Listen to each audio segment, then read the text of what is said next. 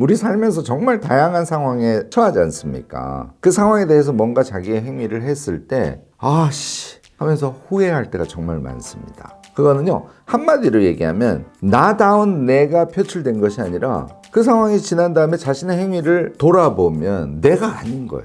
아, 내가 왜 이렇게 했지? 이런 경우 우리는 불가피하게 자기 자신을 후회하고 미워하고, 심지어는 그 생각이 하루 종일 머릿속에 떠돌아다니고 이렇게 되지 않습니까? 오늘 영상에서요, 흥분했을 때나 또는 당황했을 때 내가 아닌 이상한 내가 겉으로 표출되는 경우, 이것을 도대체 어떻게 극복하면 될지에 대해서 말씀을 드리려고 합니다.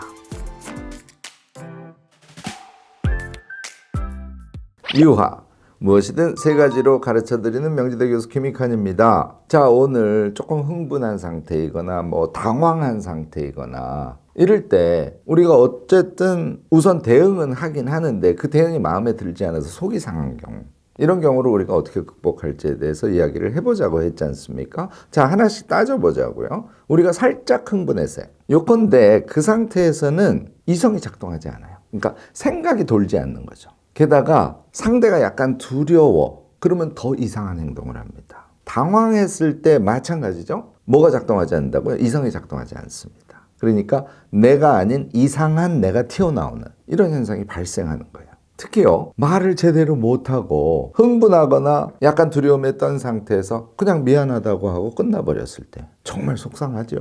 또 정반대의 경우도 있습니다. 불필요하게 화를 내서 정말 상황만 악화시키는 이런 결과를 초래했을 때도 우리 정말 속상합니다. 자, 이것에 비해서요, 정말 엄청 화가 났을 때를 한번 생각해 보세요.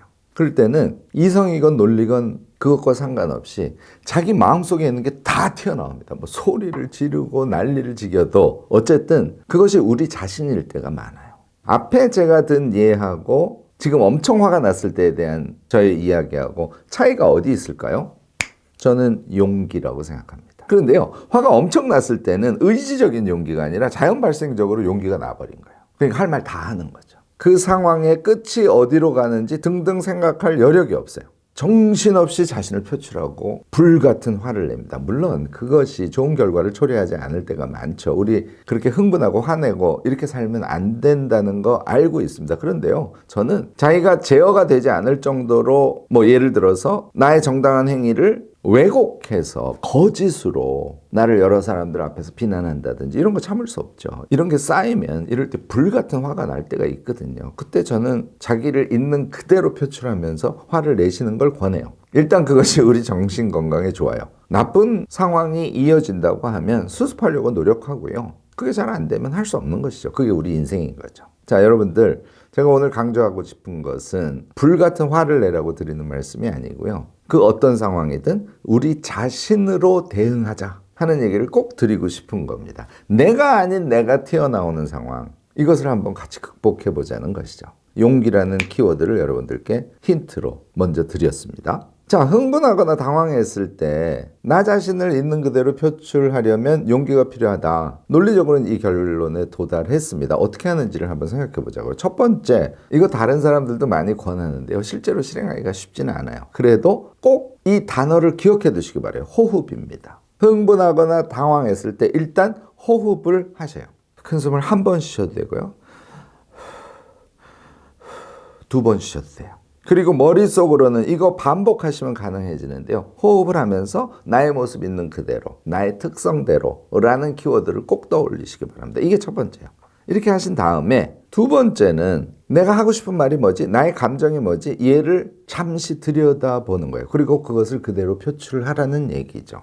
어떤 상황에서 상대가 불같이 화를 냈어요. 호흡을 합니다. 그리고 그 화에 대해서 나의 생각, 그 화에 대한 반응의 나의 특징, 이것을 잠깐 생각해 보는 거예요. 그리고 그것을 말하려고 용기를 갖고 행위하는 거죠. 그러면 상대가 불같이 화를 냈을 때 우리가 호들갑 사과를 하는 경우가 많아요. 이런 일 없어집니다. 또 불필요하게 같이 화를 내서 난리법석인 그런 상황을 만드는 횟수도 줄어들게 돼요. 세 번째 얘기를 할 텐데요, 여러분들이 여기까지 도달하시면 나다움을 가지고 후회하지 않는 대응을 항상 할 수 있습니다. 이성적으로 상대가 원하는 핵심이 무엇인지를 파악해 보시는 거예요. 상황에 따라 다른데요. 예를 들어서 상사가 나한테 어떤 일을 시켰는데 내가 그 결과를 가지고 갔더니 상사가 엄청 화를 냈어. 이 경우는 결과에 대한 실망 아니에요. 뭐 여러 가지 대응이 있겠지만 지적하신 부분이 아주 핵심이 되는 지점임을 제가 이해했습니다. 이 작업을 해서 이틀 후에 만족하실 수 있는 결과를 가져오도록 노력하겠습니다.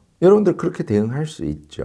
그런데 당황하거나 자기를 찾아내지 못하거나 또는 상대가 원하는 것이 무엇인지를 이성적으로 생각해낼 수 있는 그런 습성이 몸에 붙어 있지 않으면 제가 지금 말씀드린 것과 같은 답변을 할 수 없게 되죠. 다양한 상황에서 여러분들은 상대가 정말 원하는 것이 무엇인지를 이성적으로 판단해서 행위하는 것까지 이게 습관이 들면 하실 수 있어요. 자, 여러분들 일상을 살면서 특히 관계 속에서 흥분을 하거나 당황하거나 할 때 가장 중요한 것은 나를 찾는 것이라고 저는 생각합니다. 우리 당황해서 내 안에서 내가 아닌 딴 사람이 튀어나오는 거 앞으로는 적극적으로 한번 막아봤으면 좋겠습니다.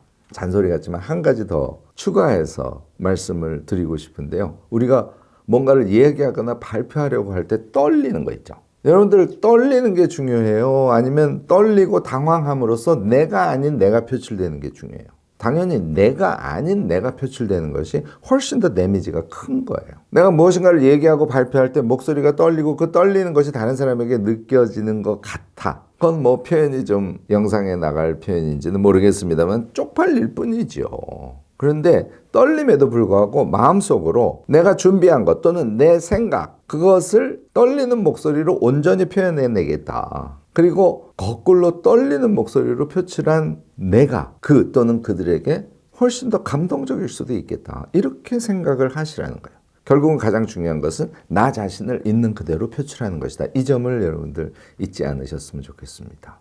제가 영상에서 이렇게 말씀을 드리면서도요. 저도 그렇게 하려고 항상 생각하고 노력합니다. 실패할 때도 당연히 많아요. 성공이 반복됨으로써 오늘 제가 말씀드린 이 노하우가 여러분들의 것이 되지 않을까 싶습니다.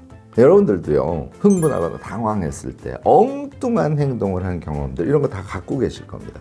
그럴 때 어떻게 하면 좋지 하는 자신의 노하우를 갖고 계신 분들도 많을 거고요. 댓글로 적극적인 지혜 나눔 해주시기 바랍니다. 오늘 제 영상이 도움이 되셨다면 좋아요, 구독, 알림 설정까지 꼭 부탁드리겠습니다.